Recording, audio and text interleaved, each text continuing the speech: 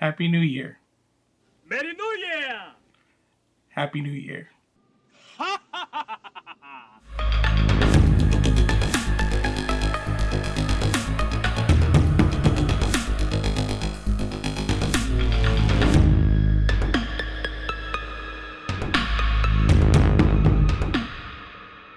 Hello Tarantula lovers, I'm Alex and you're watching Tarantula Haven. I apologize for not posting last week. 2020 decided to give my family one final gut punch before it went away, and my father of 91 years of age passed away on New Year's Eve of natural causes. And while it wasn't completely unexpected, it was still a pretty devastating blow. Thank you so much to those of you that reached out to me. I really appreciate it. It really did help make me feel better. And while I'm doing okay, the whole situation with COVID-19 in California has made funerals and burials a disaster, and it's taking months to bury somebody. So emotions are still pretty raw and we're still dealing with it, but I'm ready to get going again. So today I am rehousing my Chromatopelma cyaneopubescens, or green bottle blue tarantula. This is the adult female that gave me that wonderful egg sac. And if you're wondering about those babies, the slings are doing great. Here's a look at them.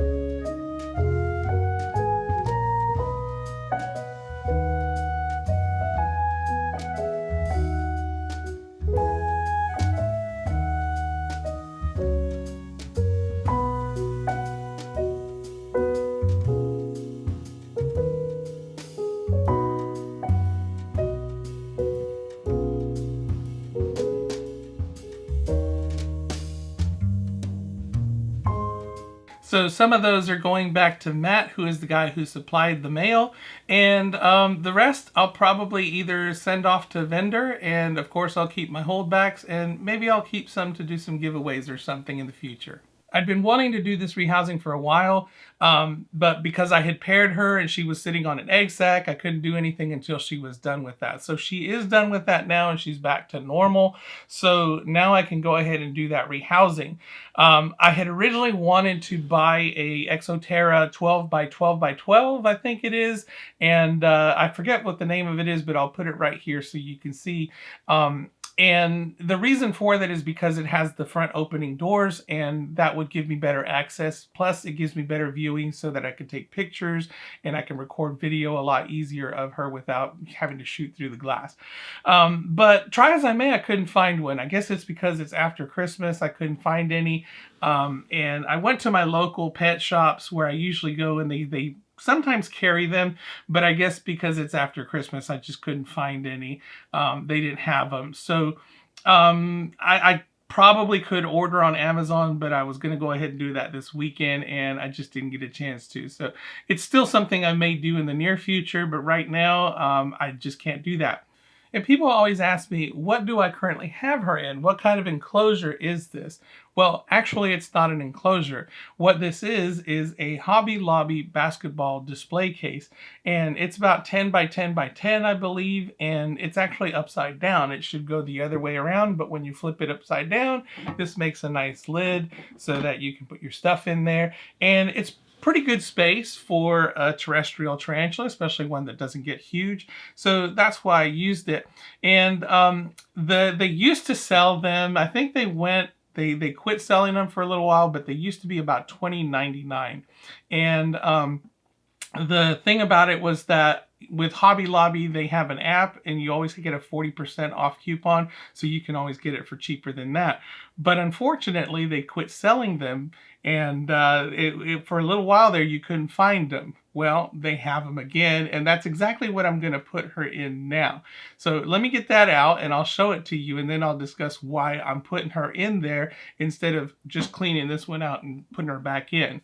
So when I couldn't find the Exoterra that I was looking for, I decided, well, why don't I just go to Hobby Lobby and get another one of these basketball display cases, or they're just a ball display case, and put her in one of those. Now, the reason why is because I'm choosing to use a different substrate with it, and I went kind of stupid with the air holes, with the ventilation holes, and I drilled them, or I actually used a soldering iron and made them kind of low. So it prevented me from going too high with the substrate. And I want to do something a little bit different this time. So I wanted something that I can make the substrate a little bit higher, at least put a slope in it.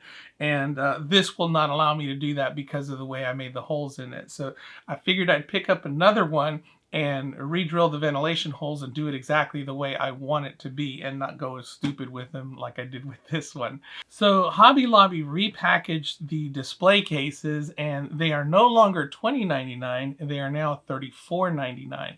But kind of interesting, when they rang it up and I got my 40% off, it came out to $20.99. So overall it cost me $22.35.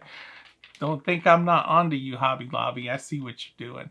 So now you're actually paying the full price, and with the 40% off coupon. So I don't know if that was on purpose, which it probably is, or the price of acrylic has gone up or what. But yeah, so now we're paying full price for these things. Even with the 40% off coupon, we're paying what they used to be.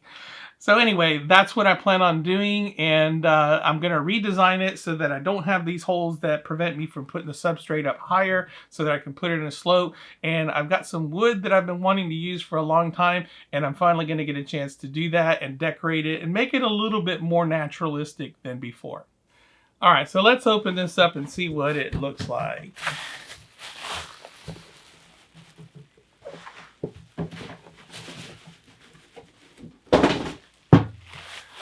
Hopefully I don't have scratches all over it, or it's not cracked. I didn't get a chance to look at it. It was the last one they had. So apparently they tend to go pretty quickly. I guess other people might be using them for the same thing. I don't know.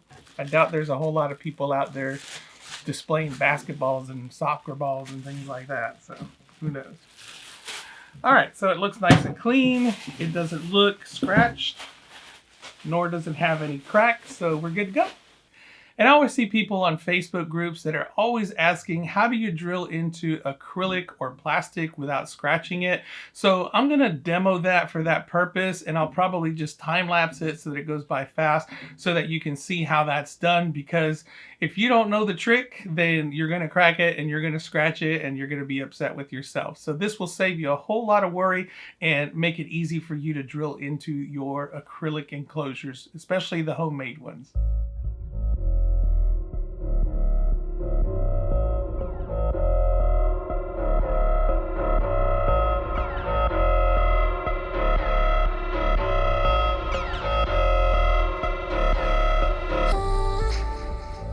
To begin with, the key to getting good holes in acrylic is to use painter's tape. I always put on a little strip of painter's tape where I'm going to drill my holes. This will give you a little bit of a rougher surface for you to drill on, and it will help the drill bit bite in better. Whereas if you just have it on the straight acrylic, the acrylic is very smooth and the drill bit will have a tendency to slide around before it actually bites. The painter's tape itself can also serve as a guide to give you nice straight lines, but if you want to, you can also mark on it so that you can make your holes as evenly distributed as possible and make them look very uniform as opposed to just random and haphazard.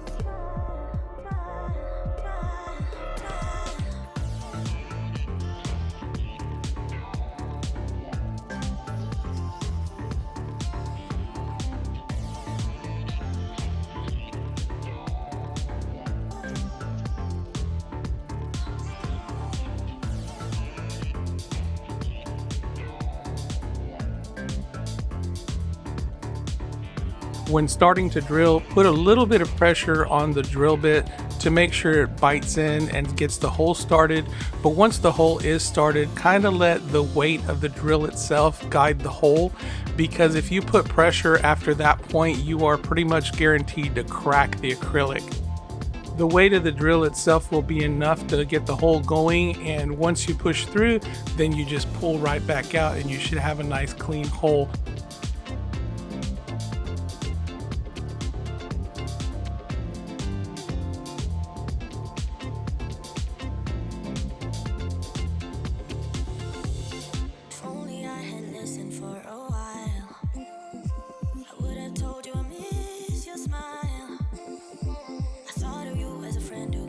After a while, the drill bit will heat up and you'll start to notice that some of the plastic will melt onto the drill bit, and this can create a problem. I always keep a block of wood beside me so that if that happens, I just drill into the wood and it will clean all that plastic off of there, and then you'll have a nice clean drill bit to continue making your holes. It's a good practice to have a clean drill bit because that will help you get some nice clean holes in there.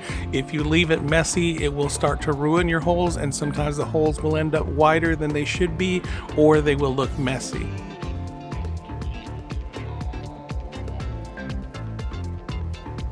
The amount of ventilation that you put in your enclosure will depend on the species that you are keeping.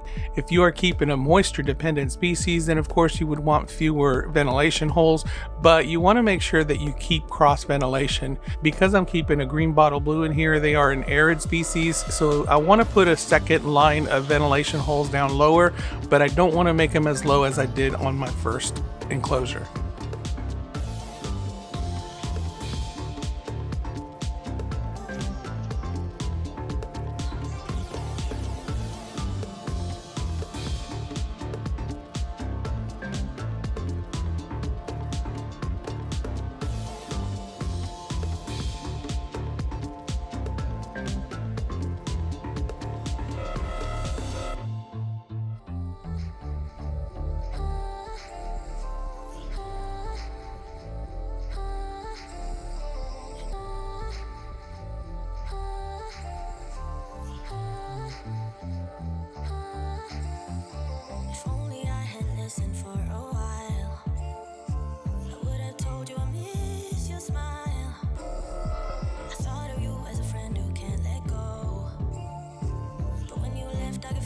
And I apologize for there not being any audio on here. When I moved my camera, I had taken my microphone off and I forgot to put it back on, so I have absolutely no audio here and I'm just running my mouth. But what I'm saying here is that I'm going to put in Substrate and I'm going to decorate it, and then I'm going to put in my GBB. But I originally intended to put in my Substrate soil mixture that I've created and then mix a little bit of the excavator clay with it. But excavator clay has been a little bit hard to find in my area at my local pet shops, and on Amazon it seems to have doubled in price. When I first bought excavator clay, I paid $10 for a 10-pound bag, and now it seems to be going for about $23, and in some cases even more for a 10-pound bag. So fortunately, at one of my local pet shops, I found this stuff that is made by Exoterra, and it's called Stone Desert. And it appears to be their answer to Exoterra's or Zoomed's excavator clay. And it has the same features on it. It says it's made for tunneling and all that, and it seems to have the same coloration, and I think it's pretty cool. I bought an 11-pound bag for about $15, which is much better than the excavator clay. The only thing I'm concerned about is it tends to be a little bit gritty, and it also seems to have rocks inside of it. I felt around in the bag and I could feel some rocks, so I'm gonna have to be careful not to scratch the interior of the acrylic. But you kind of have to be careful with excavator clay also, because it is a little bit rough, and I haven't seemed to have had a problem with it yet. So hopefully I won't have a problem with this. I just got to make sure I don't rub it around the inside of the enclosure.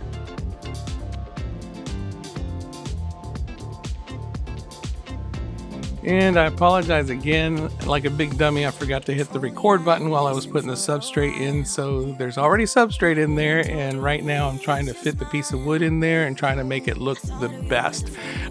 So yeah, there's already substrate in there, and I've already put in some of the stone desert, and it looks pretty good. It's got kind of an orangey color, but right now you're seeing it with more substrate than stone desert, and you'll see as I put in some more how red it is, and you'll also see some of the rocks that come out of there as I'm pouring it in.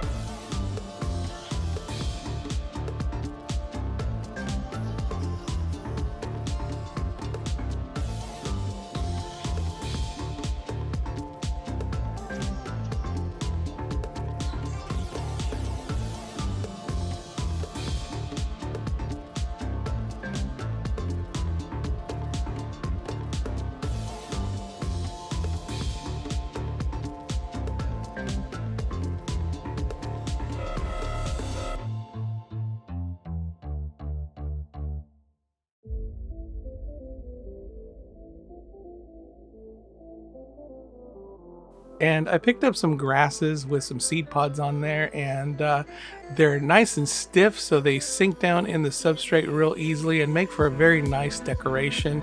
So yeah, this is going to help give it that nice natural look, which is what I was going for.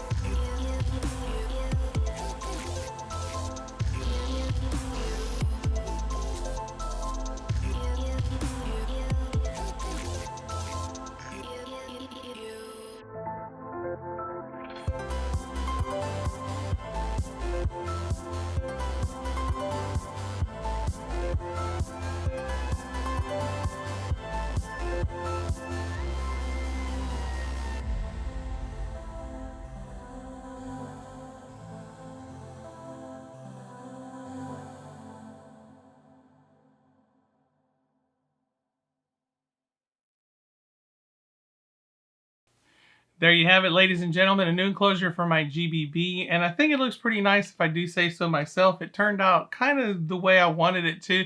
I had to cut the wood that I put in there a little bit. I had that piece of spider wood for a long time, and I've been meaning to use it for my GBB, and I finally did. But it does look pretty good. I like how gnarled it looks and everything, and it kind of forms a nice little cave for it to web up in there and make a hide out of it. So hopefully she'll use that. Knowing her, she'll probably end up somewhere back here, but you know, that's just how it is. But if you kind of got a little bit of a how-to there on how to make your own enclosure out of an acrylic box, and that's important information, especially if you're looking for a bargain. Buying lots and lots of enclosures can get pretty expensive, so sometimes you can cut corners and you can get something that's nice like this and turn it into an enclosure that is suitable. And I've never had any problems out of it, so this is one of those things where I like the look of it, and the other one hasn't yellowed or anything like that, so it's been pretty good. I could have just washed that one out, but like I said, I wanted to make the ventilation holes a little bit higher. As far as the stone desert substrate, it looked pretty much like I thought it would. It was a little bit grittier, and it did have some larger stones in there, hence the name, I guess, stone desert. But it didn't really bother me that much. It kind of adds to the aesthetic and gives it a little bit of a rocky look to it, so I really like it.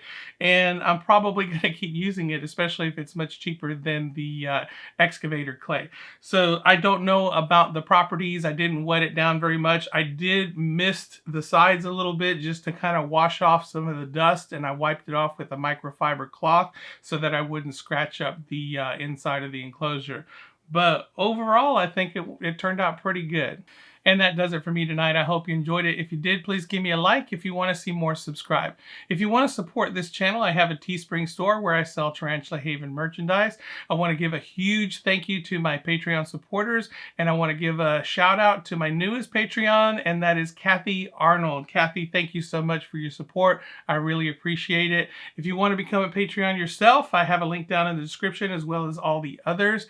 And thank you so much to everyone who expressed their condolences and well wishes and prayers. They are very much appreciated. And like I said, things are still raw and we're dealing with stuff, but we're taking it one day at a time. Thank you so much. Until next time, keep loving them tarantulas.